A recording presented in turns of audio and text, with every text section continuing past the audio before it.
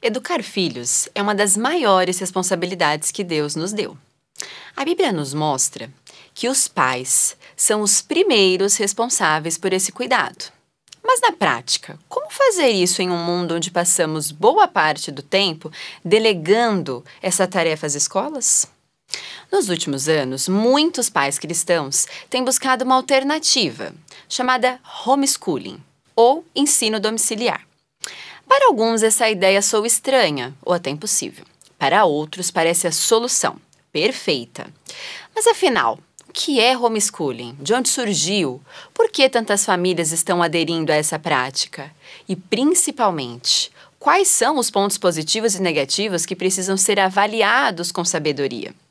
Hoje, nossa convidada vai nos ajudar a entender esse tema sem rótulos ou preconceitos, trazendo um olhar crítico e fundamentado para que você, pai ou mãe, possa refletir. Qual é o caminho mais sábio para educar os seus filhos segundo a palavra?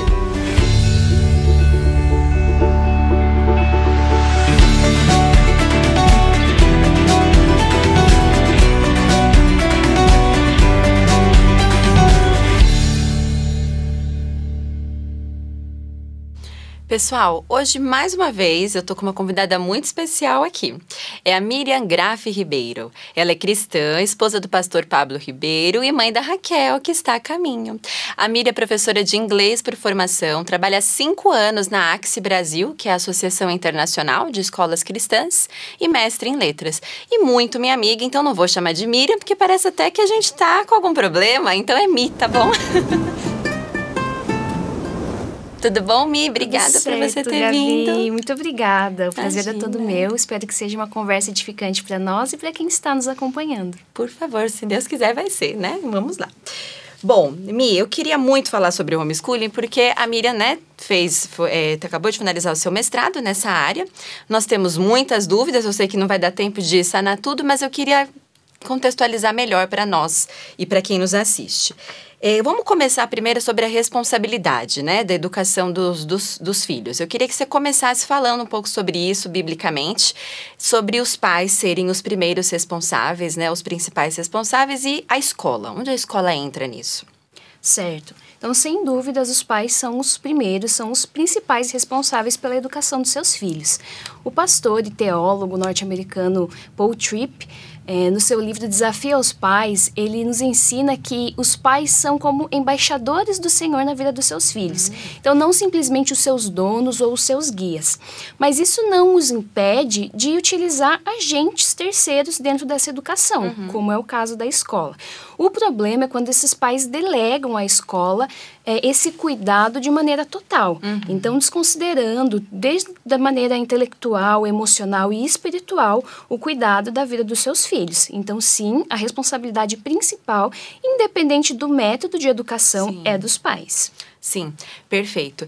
E assim, vamos começar a entrar já, né, na modalidade homeschooling, porque eu sei que ela não nasceu ontem, né, mas ela com certeza ficou famosa há pouco tempo, assim, né, sua participação expressiva nos nossos dias atuais. Mas conta pra gente como ela começou, né, não foi agora, né? Exatamente. A educação domiciliar pode ser considerada a educação mais antiga, a forma mais antiga de ensinar. Então, no Brasil, os pesquisadores chamam o século XIX, então os anos ali de 1800, como o século da casa. Porque por influência europeia, principalmente das famílias mais ricas, as famílias contratavam professores, eles até moravam dentro dessas casas, ou os pais, professores, tios, pessoas dentro da família, poderiam ensinar academicamente os seus filhos.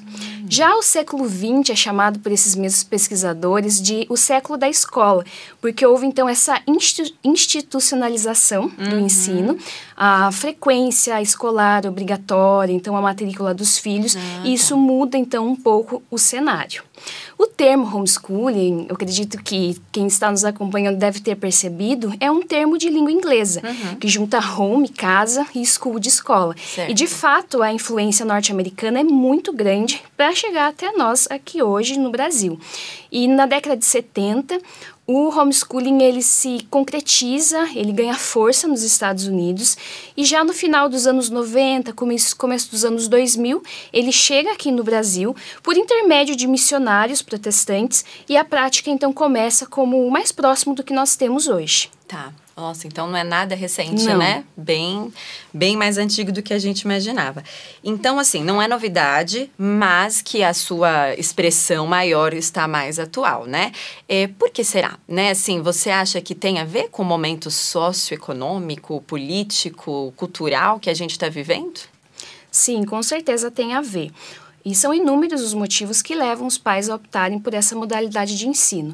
Então, a insatisfação com o nosso sistema de ensino hoje no Brasil, tanto por escolas públicas quanto escolas privadas. Então, o nosso índice, o Brasil está sempre nos finais, sabe, dessas comparações internacionais de educação. Então, é algo que pega bastante para os pais.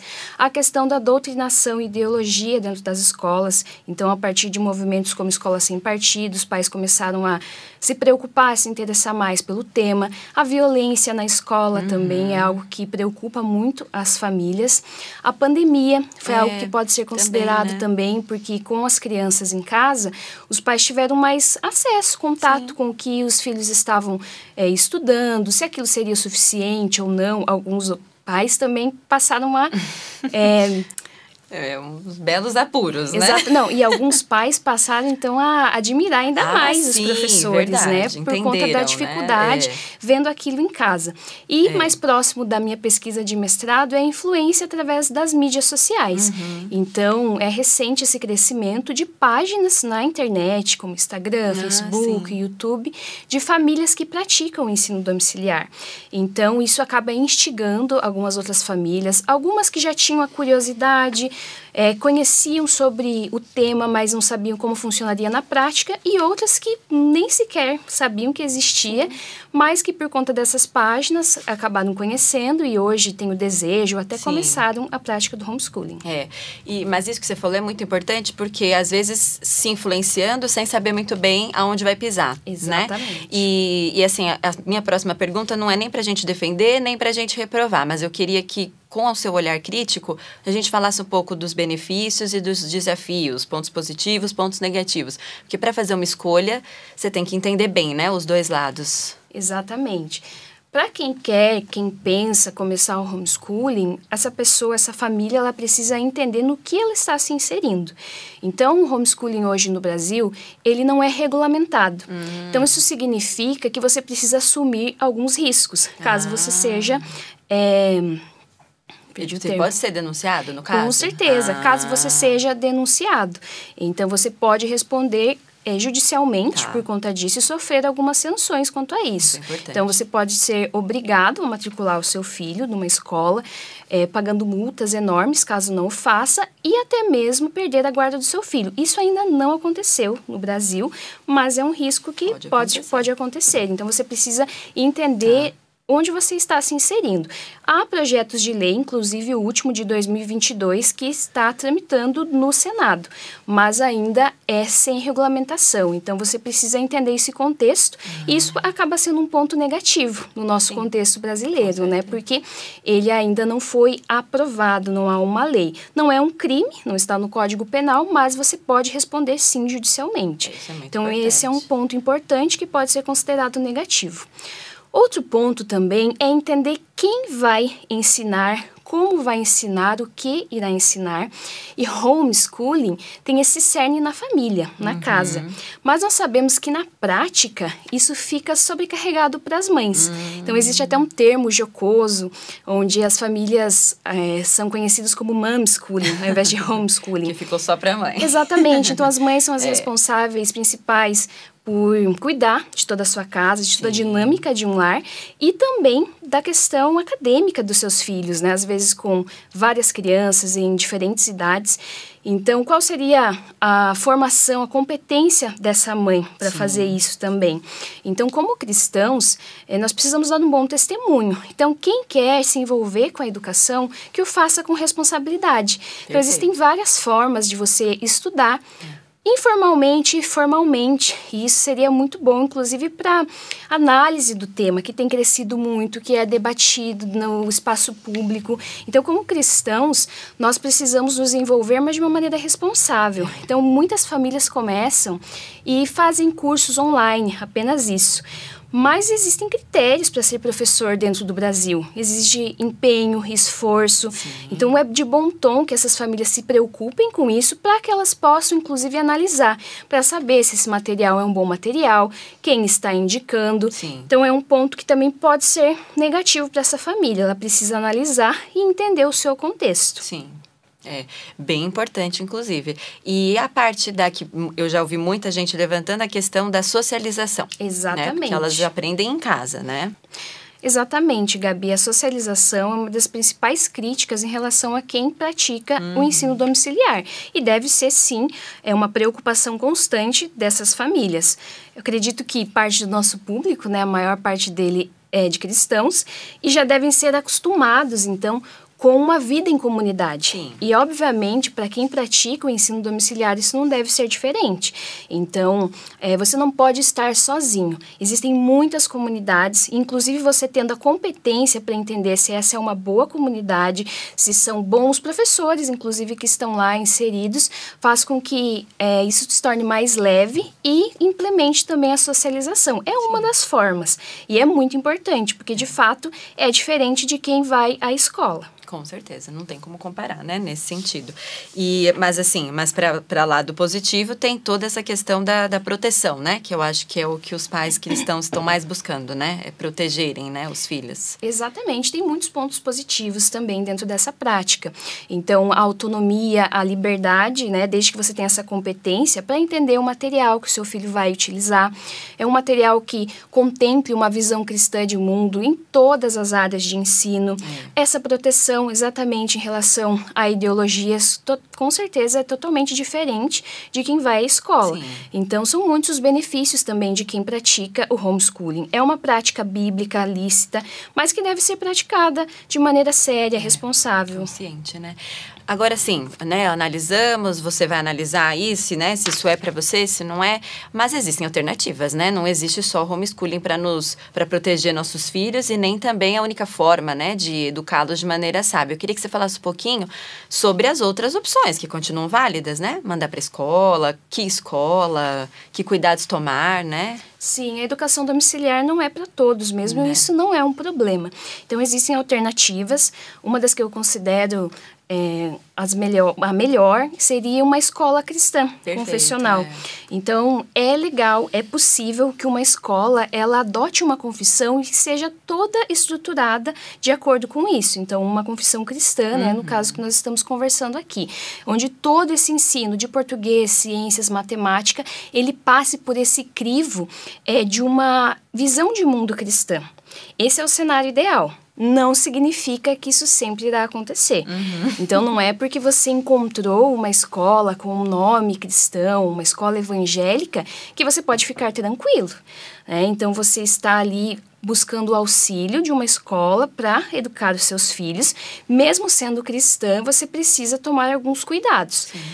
Para escolas laicas e escolas públicas, é um cuidado ainda diferente. Tá? Então, de fato, existem sim ideologias anticristãs que nesses ambientes podem ser mais fáceis de contaminar o seu filho. Dentro de uma escola cristã, é possível existir doutrinação? É possível, dentro de um professor. Com a figura de alguns professores é possível, mas dentro de uma escola laica e uma escola particular isso é ainda mais possível e infelizmente provável. Então, os pais nesse caso precisam estar ainda mais atentos. Lembra, a gente está falando que a responsabilidade da educação dos filhos e especificamente nessa questão acadêmica é de responsabilidade dos pais. Então, caso você opte por uma escola, seja ela cristã, ou principalmente se ela não for cristã ou ela for pública, a sua atenção, o seu cuidado deve ser maior. Então, a sua predisposição de estar ativo nessa escola, não somente como alguém que está lá fiscalizando, mas alguém disponível para ajudar, a comunidade. Então, dentro de uma escola pública, por exemplo, pode ser que algum colega do seu filho só tenha merenda escolar. E você, como cristão, o que você pode fazer quanto a isso? Outra questão que, independente da metodologia ou da escola que seu filho estude, é como é essa educação espiritual em casa. Então, como está sendo o seu culto doméstico? Porque você acha que levando ele apenas à escola bíblica, aos cultos ao domingo, vai ser suficiente para debater assuntos que podem ser deturpados durante uma semana inteira? Então, é necessário esse cuidado. E você não precisa fazer isso sozinho. Então, dentro de uma comunidade de fé, você pode e deve contar com a ajuda dos seus pastores, com a ajuda de famílias que já passaram, às vezes com pais e filhos mais velhos, que já passaram, né, por essas situações, estudantes, universitários da sua igreja. Então, você não precisa passar por esse desafio sozinho. A gente pode e deve contar com esses agentes de educação, principalmente nas situações que são mais difíceis, mesmo que seria o caso de uma escola laica ou uma escola pública. Certo. E caminhando já para o fim, infelizmente, porque o tempo voa, mas assim, de tudo que você falou, eu fico pensando, não importa, né, a escolha que nós vamos fazer, no fim nós dependemos da graça de Deus, né? Exatamente. Porque nenhuma escolha é uma garantia se a gente se valer das nossas próprias, né, competências. Então, buscando já você deixar um recado final, fala um pouco pra gente, né, dessa parte da graça, porque não existe um caminho perfeito, né, mas existe estarmos sob a graça de Deus, né? Exatamente. Nós estamos num mundo caído, então nós necessitamos da graça do Senhor diariamente para todos os desafios da nossa vida. E como pais, obviamente, para educar nossos filhos da menor maneira possível, de uma maneira sábia, que nos auxilie a cumprir a sua vontade. E independente da metodologia que esse pai escolha, seja por uma educação domiciliar, seja por uma escola cristã, confessional, ou uma escola laica ou pública, ele precisa contar continuamente com a graça do Senhor. Então, a dependência do Senhor todos os dias, o exemplo desse pai diariamente também na vida desse filho. Afinal, a educação, a gente trata de uma maneira integral. Ela não é simplesmente ativa, ela também ocorre de maneira passiva.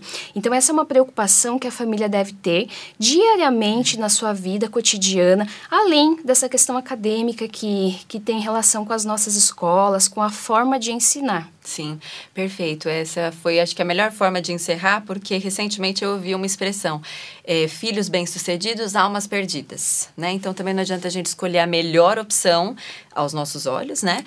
Intelectualmente falando, se a gente esquecer, né, da parte espiritual. Então, obrigada, Mi. Foi bem esclarecedor, principalmente no aspecto técnico da coisa, né? Porque muito se fala, mas a gente não tem muito conhecimento a fundo. Então, esclareceu muitas dúvidas e, mais que isso, deixou um recado para nós, assim, de como pais, né? Como nós que somos eu já sou mãe, a Mi futura, e de alerta, né? Então, obrigada. Foi muito esclarecedor. Foi ótimo. Bom, já tivemos nossa conversa, então agora é hora do verso, né? Vamos ver o que a Bíblia nos traz hoje em versos a respeito do tema conversado. Estas palavras que hoje te ordeno estarão no teu coração.